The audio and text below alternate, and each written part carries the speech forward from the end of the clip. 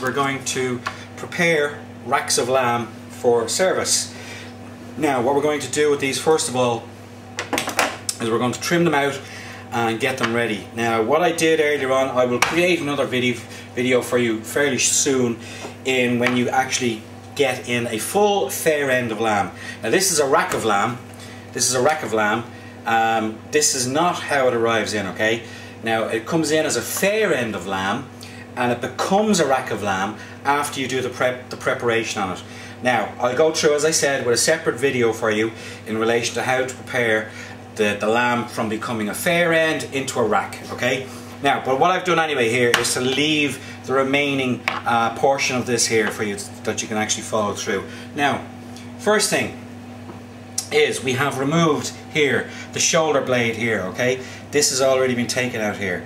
But more importantly, what we want to remove here is, you can see here, see this here, okay? A lot of people leave that, alright? That's not correct.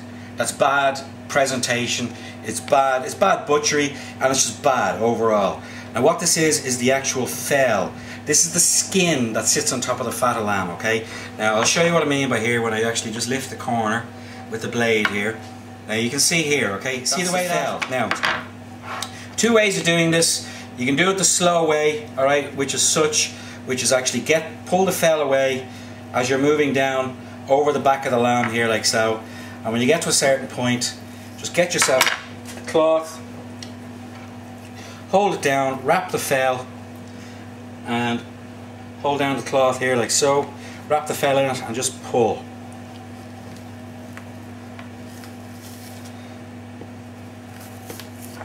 Now, there we go. As the fell has come off, there it is there.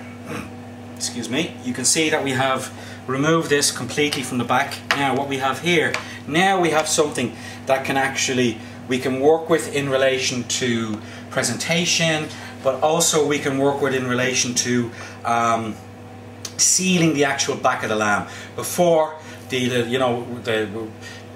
we had have left the fell on, basically what would have happened when we put the fat down into the pan, it wouldn't have sealed, okay? We would have been sealing the fell. Now we can seal the fell, or seal the fat.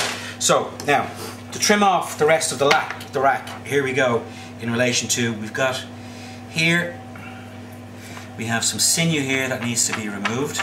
Now again guys, you need to have a good sharp knife when you're doing this, alright?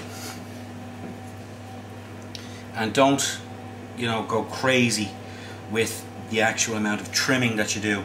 You just need to remove off the actual sinew that's on the back of the lamb here. Now, again, you can see what I'm doing here. Nothing too difficult about this. I'm going to turn this over now. I'm going to trim off this part here.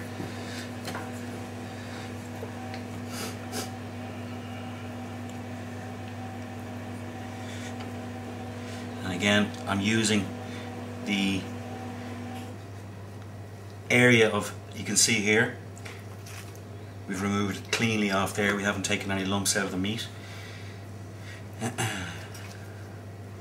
So again, like so, trimming off, turn it over, let's have a look. Okay, I want to get a little bit more off underneath here, as you can see. Again guys, like I said to you, don't go over the top on this. It's not necessary. What you want to do is you just want to remove the heavy sinew, okay? Now, there's the sinew removed from the actual lamb itself, okay? We don't want that, okay? We're just going to get rid of that into the bin. Now the next thing that we want to do is we want to actually clean the bones. Now, what a lot of people don't realize is, you can see here, okay, that in between the bones there is flesh, there's fat, there's sinew, there's tissue, there's blood. If that is left on and that is put into the oven, this burns and makes for extremely poor presentation, okay? The whole point of preparing the lamb like so is to be able to pick it up by the bone and eat it, okay? Like so. So, as I said, bad presentation in relation to not cleaning the bones, because all that happens is that the bones, just you protect them with foil they still get burnt, etc. in the oven. So now what I'm going to do is I'm going to show you how to clean the bones. Now, so take a good grip on the bone and work your blade down the bone like so, okay? And you can see here now that that bone is cleaning out in relation to any sinew that has been attached to it here. We can just cut it off. Now this is a bit of a slow process, but again, from a presentation standpoint, it has to be done. Otherwise it just becomes amateurish and very, very bad kitchen practice. So again,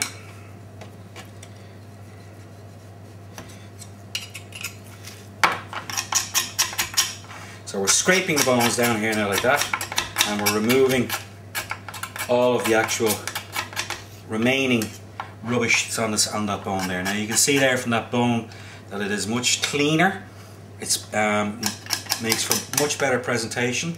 And again, I just want to be able to just to show you in relation to what I'm talking about, cleaning the bones for presentation. All of that came from the bones here. Now these bones have been scraped clean, they're bone dry, as you can see here. This is proper presentation for a rack of lamb. Again, same with this one here. You can see the bones have been scraped clean, they're bone dry, there's not a screed of crap on that in relation to any fat or sinew. Again, you can see the amount of junk that came off those bones. Now that just came from these bones here. So this is what is burning when you're actually putting it into the oven, uncovered or anything to that effect, and uncleaned. Again, as I said, doing this, cooking a rack without cleaning the bones, leaving this junk on, makes for bad presentation. It's very unprofessional, and also, as well as I said, it just burns, turns the bone black, etc. And again, is very, very bad for presentation. Okay, that's it, guys. Now we're going to portion the racks out. Now we're portioning them out into 3 bone sections. So we're allowing 3 cutlets per person. Now obviously we're going to run out of a bone, but we're going to have enough lamb here to actually make sure that there is a 3rd portion here. So first one, as we said, is here, like so. You just want to cut parallel, run the knife down parallel to the bone. Okay, that is 1 portion. Next, same again.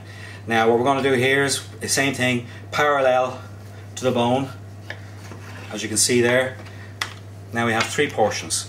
Okay, same thing here, parallel to the bone. Here we go. And again, parallel to the bone here.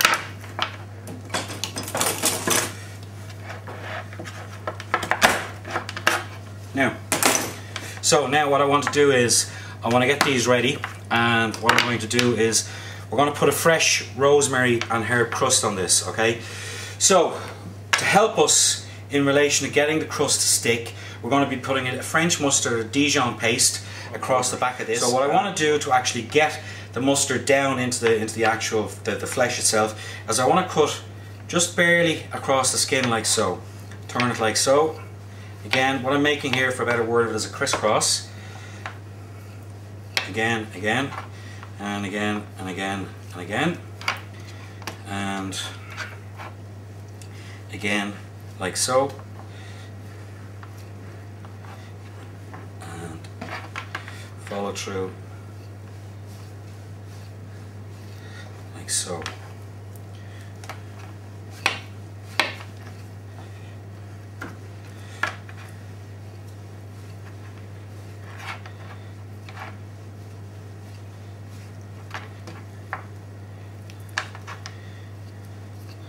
Okay, that's it, guys. I will bring you back when I have when I'm preparing the herb crust, and we'll take this to the next level. Thanks.